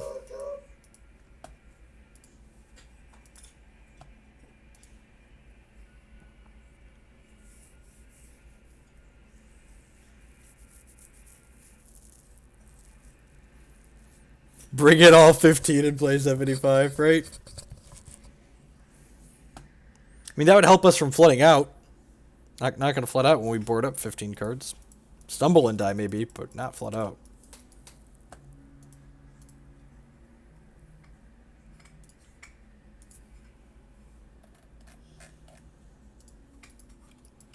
Double Status Roost Bard. Bad against Hero Fall, but we're on the play, so we get to get them in under Hero Fall, which is nice. Man, I'm really looking forward to playing Kaigalichu and Immortal with the target troop gets -4/-4 until end of turn card. Just like having a clean answer to Lixil sounds so good. Rockcast resolves. So mean.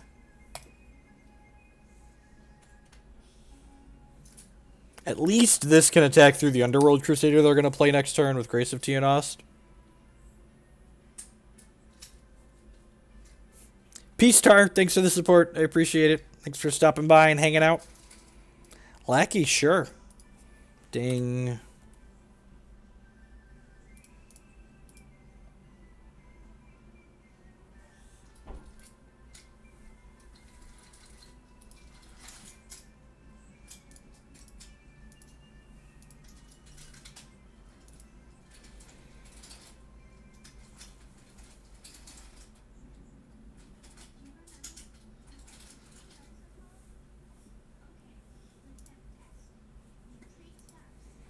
Sure. Yep. The Prideful are going to fall. Would like a Valor Producer next turn. Got Hero of Legend would just be the nut. Sure. Kill you. Okay. Dead in 5 technically, or 4 technically now, but I can Grace it again on the last turn to push the extra damage through. Until they play a VK or a Yezukan and make us weep silently. Unfortunately, the protection for Grace of Tiaanost does not stack because the first time it dies, it'll revert back to the original 2/3 and not have another protection on it. Okay. Is getting Hero Fall on him? Sure.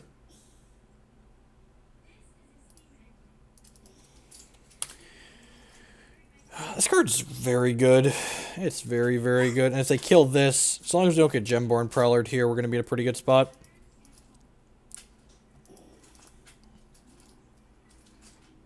Yeah, as you can be a little medium for us, but I feel like we can beat most other cards here. God bless America. That voids it, so we don't get it back. That card rotates, right? Is WorkerBot dead? Did WorkerBot die at some point?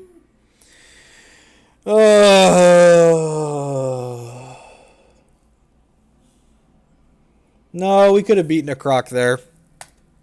I definitely think we could have beaten a Croc there. What they did was much. No, it doesn't rotate. That card's such a beating. And the problem with Gemborn Prowler 2 is that, like, the better Crusader shard has the better anti-Crusader card. Like, if Underworld Crusader is, like, far and away better than our Crusader. And, like...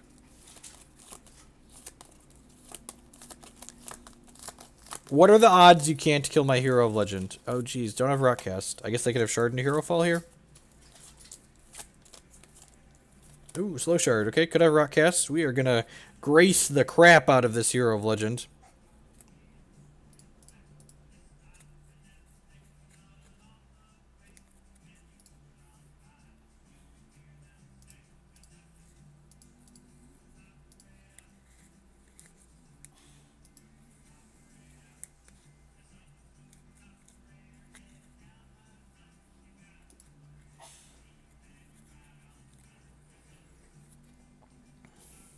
I feel like you want to champ power first there. Before playing this. Just to, like, see what you get out of here.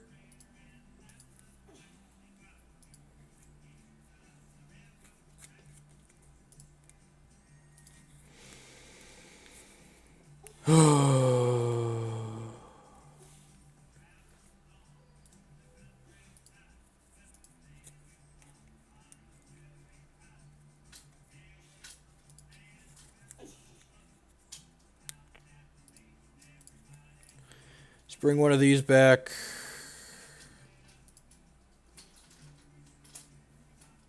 Valoring this lets it block this, which is nice. See if he's playing Croc or not.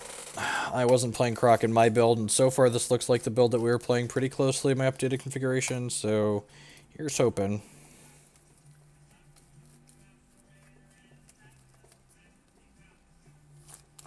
Yep, that's a Crusader.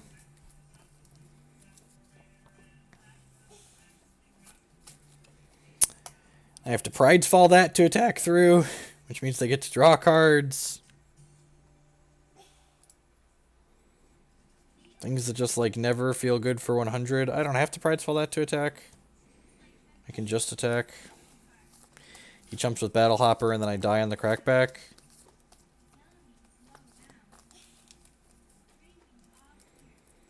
Yep, I think we're just passing. It's like playing the waiting game. And there's definitely more resources left in our deck than there are in there, so we're prone to flooding. We want, like, a Moonrise Elder here so we can draw a bunch of cards.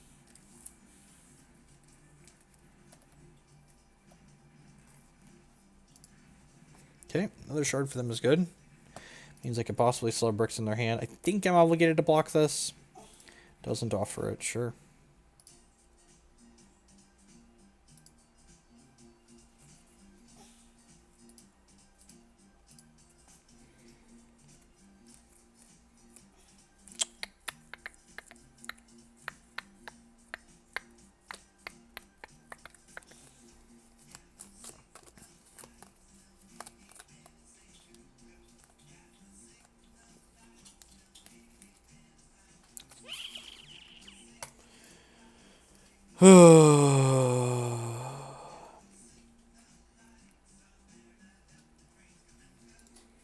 I have to thin their crypt of bad cards too.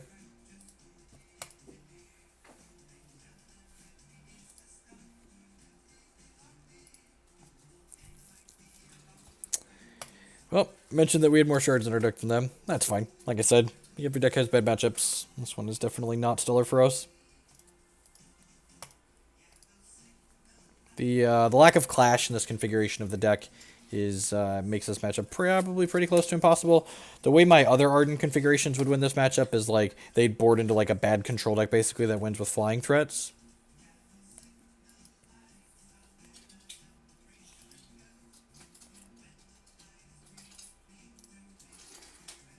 Oh, actually, I want to do this first, so that way I have the Valor, so that way there's not a window for them to kill this before I draw a card with the Valor.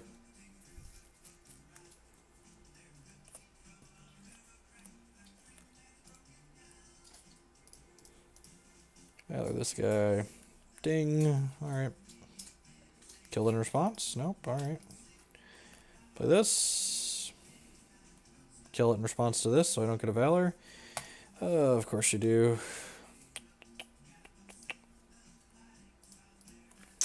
I'm gonna hold this in case we just draw another. Making this a 3/3 doesn't do anything. Like, it can trade with one of these, but like I'm just like eating 1/1s with these regardless, so yeah, I'm just attacking. It's gonna nibble away at us in the air with this until an Alpha Strike can kill us. I feel like you're supposed to do this first again, so that way you can champ power before combat, in case you get a card that affects your combat decisions. Another Rock Cast. Yeah, see, like, that Rock Cast there would probably kill this and then attack with both of these. Alright, GG's. GG's, Nephilim. Alright. Oh, 32. Look at that. Starts. Go 3-2. I guess we started the day 36, so we moved up 4 spots. Yeah. Like I said, that matchup's just bad. Like, not every deck can beat everything. Like, you're picking things you want to win and lose to with this deck for sure. And like one of the losses that we had with the deck today was I didn't stop and think about all of my percentage plays before clicking through. So I missed a lethal attack and then got killed on the following turn because we were 1 point of damage short. So I'm pretty happy with this deck. I think it's pretty well positioned against everything other than Gargalith. I'm pretty happy with my spot, so seems fine. What do I want to do next? I think I'm done playing this deck for today.